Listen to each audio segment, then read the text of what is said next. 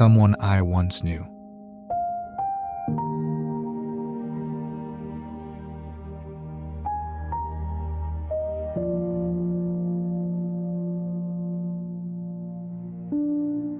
The evening had come on slow and gray, the way it does here in the Missouri Ozarks in the late autumn, and I sat in my chair with a stack of photograph albums on the table beside me. I live alone now, out here in Knoll, and the house gets quiet in a way that a man doesn't fully get used to no matter how many years he's had to try. I am 77 years old, and I'd told myself I would only look through one album, just to pass the time before supper. But one album became 3, and now the lamp beside me was the only light in the room. I opened the first album, and there, on the cracked black paper, held in place by little paper corners that had long since begun to curl, was a photograph of a baby in the arms of a young woman. The woman was my mother, though I had to look at the picture a long while to be certain of it, for she looked younger than I remembered her ever being, younger even than I could account for. The red-haired baby, fat-cheeked and squinting against some forgotten sun, was me.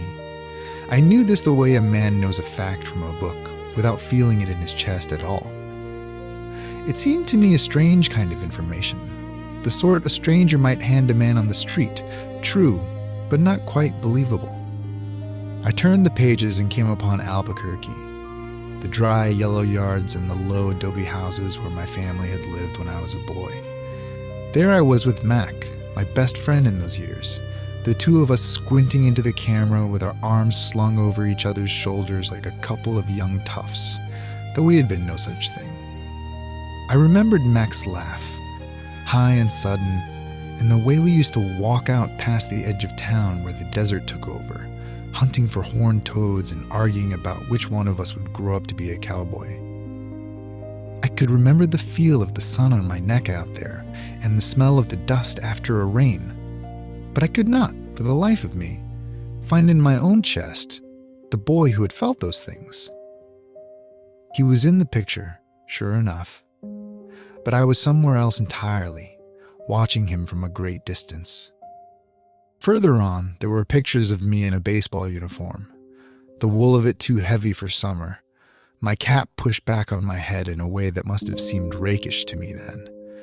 I had loved that game more than I had loved almost anything else in those years, had loved the smell of the leather glove and the marvelous hush that came over a sandlot just before a pitch. I turned several pages of these pictures, team after team, year after year, and I found that I could not entirely credit that the skinny boy with the bat cocked over his shoulder had grown, by such slow and invisible degrees, into the old man holding the photograph. It did not seem possible that one thing could become another thing so completely that no trace of the first thing was left in it. And yet here was the evidence, page after page, that it had happened just that way.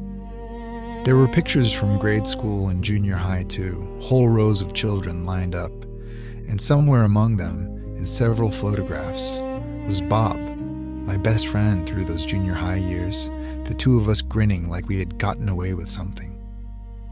I remembered Bob's house and Bob's mother's kitchen and the bicycle rides we used to take down to the drugstore for a nickel Coke. And I remembered too, though I did not want to, that Bob had died some 30 years back of something to do with his heart, and that we had lost touch with each other long before that. It was somewhere in the middle of this looking, with the lamp humming faintly and the house otherwise silent around me, that the strange feeling came over me. I set the album down on my knee and sat very still.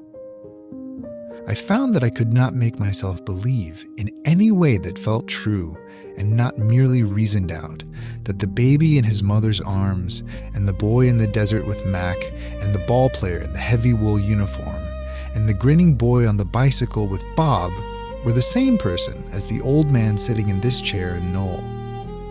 I knew it as a fact. I did not know it as a feeling.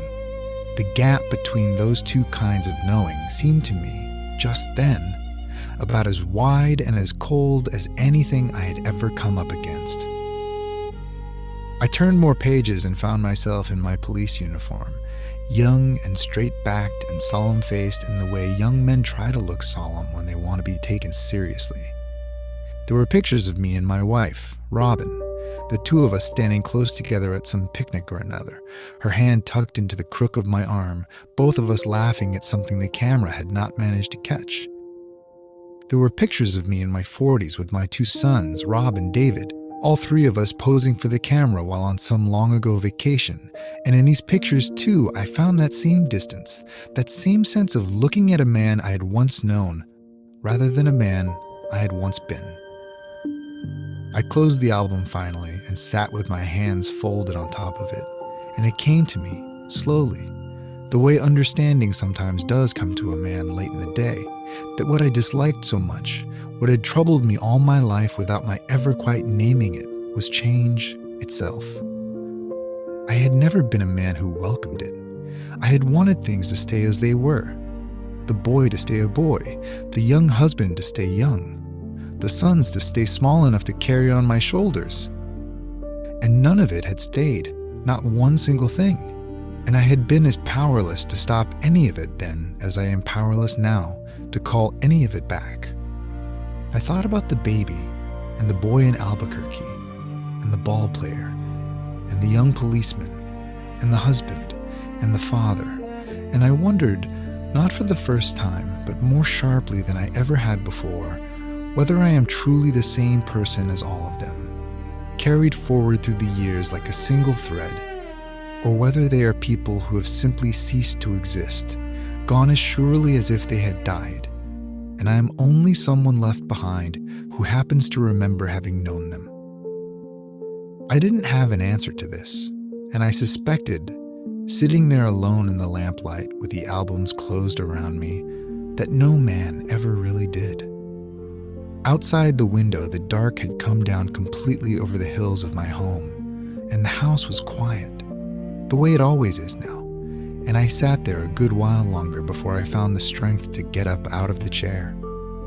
I can't fully describe the feeling inside me, but I was saddened by the images of the ones I once knew.